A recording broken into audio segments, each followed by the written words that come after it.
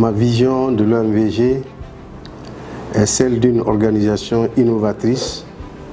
irréversiblement installée dans le temps de l'action, comme pour ambition,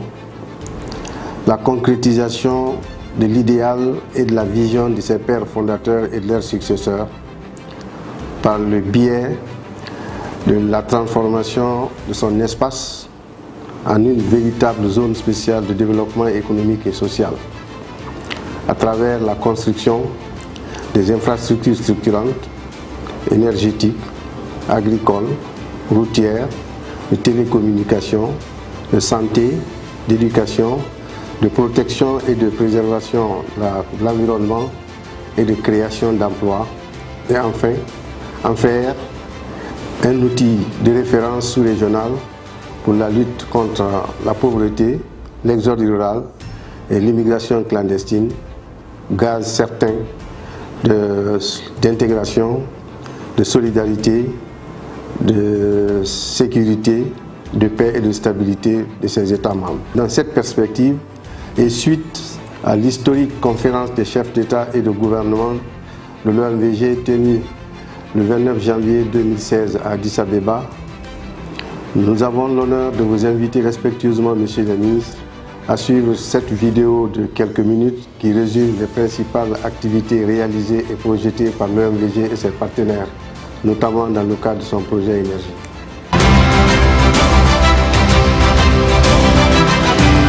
Le 30 juin 1978 à Kaolack, les républiques sœurs de la Gambie et du Sénégal ont créé l'Organisation pour la mise en valeur du fleuve Gambie, OMVG, traduisant ainsi leur ferme volonté de mettre en valeur le bassin du fleuve Gambie. La République de Guinée se joint aux deux pays en 1981 avant d'être suivie par la République de Guinée-Bissau en 1983 avec l'élargissement de la compétence de l'OMVG au bassin versant des fleuves Kayanga-Géba et Koliba-Koruba. Plusieurs projets ont été mis en œuvre dans des secteurs stratégiques, notamment le projet de mise en valeur et de gestion des ressources naturelles qui a permis d'améliorer durablement les conditions de vie des populations dans la zone du projet par la réalisation d'infrastructures de base avec 117 km de pistes rurales, 98 forages et 97 puits, 4 châteaux d'eau avec pompes solaires et la mise en place de systèmes de crédit autogérés en faveur des populations démunies. Le projet de gestion intégrée des ressources en eau dans le bassin versant du fleuve Kayanga-Géba qui attend l'organisation d'une table ronde pour le financement du barrage de Komposa en Guinée-Bissau et du périmètre irrigué de 1000 hectares en aval du barrage,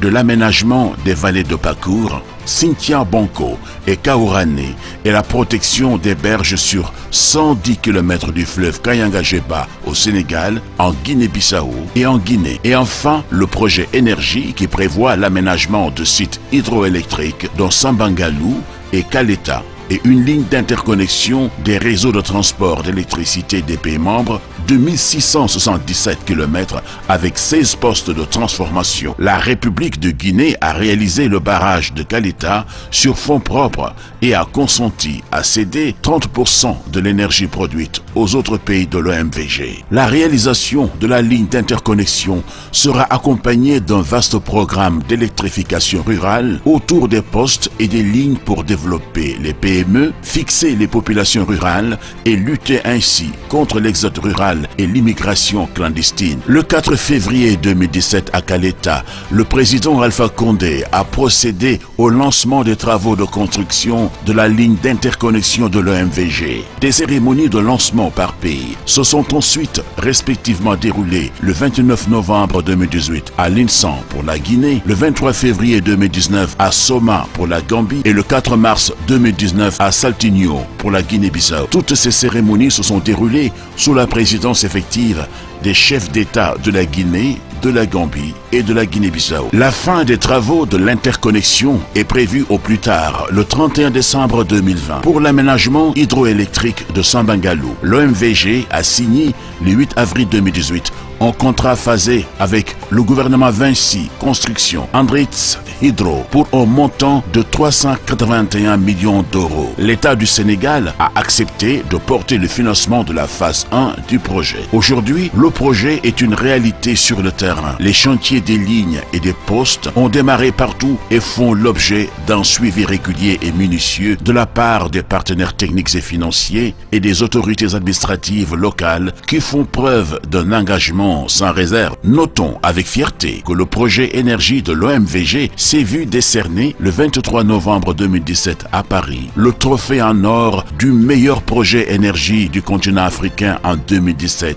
Best Energy Project 2017 par Africa Investments Forum and Awards, et le 21 décembre 2017, le think tank Strategic Foresight Group a consacré l'OMVG meilleure organisation de gestion des eaux transfrontalières dans le monde, ex aequo avec l'OMVS. L'OMVG a eu la confiance et le soutien précieux et constant de partenaires techniques et financiers majeurs que sont la Banque africaine de développement, chef de file des bailleurs de fonds du projet énergie de l'OMVG, l'Agence française de développement, l'établissement de crédit allemand pour la reconstruction, la Banque mondiale, la Banque islamique de développement, la Banque européenne d'investissement, la Banque ouest-africaine de développement et le Fonds cohésien pour le développement économique arabe. L'OMVG a également bénéficié des conseils pertinents de l'assistance technique à la maîtrise d'ouvrage, le cabinet allemand Goffet, de l'ingénieur conseil AECOM. Les perspectives.